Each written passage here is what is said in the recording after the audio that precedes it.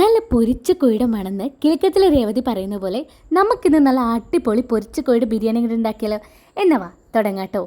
ഞാൻ ഈ biryani first time ഒന്നല്ലാട്ട് ഉണ്ടാക്കുന്നത്, ഒരുപാട് തവണ ഉണ്ടാക്കിയിട്ടുണ്ട് കേട്ടോ. ഇന്ന് ഞാൻ കുറച്ചധികം ബിരിയാണി ഉണ്ടാക്കുകയാണ് കേട്ടോ. വേറൊന്നല്ല, ഇന്നിവിടെ കുറച്ചധികം ആൾക്കാർക്ക് കൊടുക്കാനുണ്ട്. അതുകൊണ്ടാണ് കേട്ടോ. എനിക്ക് ഈ കുക്കിംഗ് വളരെ ഇഷ്ടമായതുകൊണ്ട് തന്നെ ഞാൻ ആ ഒരു കാര്യം വളരെ എൻജോയ് ചെയ്ത് തന്നെ ചെയ്യട്ടോ. നമ്മൾ കാര്യത്തിൽ നിന്ന് വഴിമാറി പോകുന്നുണ്ടോ എന്നൊരു സംശയം മാറിപ്പോകുന്നുണ്ടല്ലേ. അപ്പം നമുക്ക് നമ്മുടെ ബിരിയാണിയുടെ കാര്യത്തിലോട്ട് കിടക്കാം. ഞാൻ ഈ ബിരിയാണിക്ക് ആവശ്യമായിട്ടുള്ള റൈസ് ഫസ്റ്റ് തന്നെ വേവിക്കാൻ വേണ്ടി വെച്ചിട്ടുണ്ടായിരുന്നു കേട്ടോ. അതിനുശേഷം നമ്മുടെ പൊരിച്ച കോഴിക്ക് വേണ്ടിയിട്ടുള്ള പരിപാടിയിലോട്ട് കിടക്കാം. ആദ്യം തന്നെ ഒരു പാത്രത്തിലോട്ട് മുളക് പൊടി, മല്ലിപ്പൊടി, ഗരം മസാല, ചിക്കൻ മസാല, ഉപ്പ്, തൈരും കൂടി ചേർത്ത് നല്ലതുപോലെ മിക്സ് ആക്കിയതിന് ശേഷം നമ്മുടെ ചിക്കൻ പീസും കൂടി ഇട്ട് കുറച്ച് നേരം നല്ലതുപോലെ ഇളക്കി റെസ്റ്റ് ചെയ്യാൻ മാറ്റി വയ്ക്കുക കേട്ടോ. ശേഷം നല്ല തിളച്ചെണ്ണയിലിട്ട് വറുത്തങ്ങോട്ട് കോരിയെടുക്കുക. പിന്നെ നമ്മുടെ പരിപാടി എന്ന് പറഞ്ഞാൽ നമ്മുടെ ബിരിയാണിക്ക് വേണ്ട മസാല തയ്യാറാക്കലാണ് കേട്ടോ. ഈ മസാലയ്ക്ക് വേണ്ടി ഞാൻ ചിക്കൻ പൊരിച്ച എണ്ണയിലിട്ട് തന്നെയാണ് കേട്ടോ ഉള്ളിയൊക്കെ വഴറ്റുന്നത്.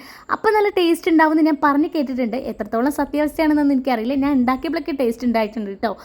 അപ്പോൾ ഞാൻ ഉള്ളി, അതുപോലെ തന്നെ ഇഞ്ചിയും പച്ചമുളക് വെളുത്തുള്ളിയും കൂടി ചതച്ചതും തക്കാളിയും കൂടി ചേർത്ത് നല്ലതുപോലെ ഇളക്കിയതിന് ശേഷം തൈരും കൂടി ചേർത്ത് നല്ലതുപോലെ ഇളക്കി കൊടുക്കുക കേട്ടോ.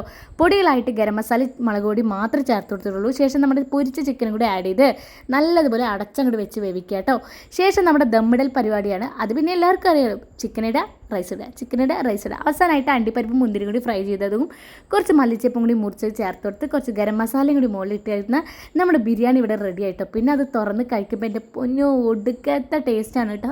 എല്ലാവരും ഒന്ന് ട്രൈ ചെയ്ത് നോക്കണേ. എല്ലാവർക്കും ഇവിടെ ഒരുപാട് ഇഷ്ടമായി. അതുകൊണ്ട് തന്നെ ഞാൻ ഭയങ്കര ഹാപ്പിയായി. അടുത്ത വീഡിയോ കാണാം. Bye bye.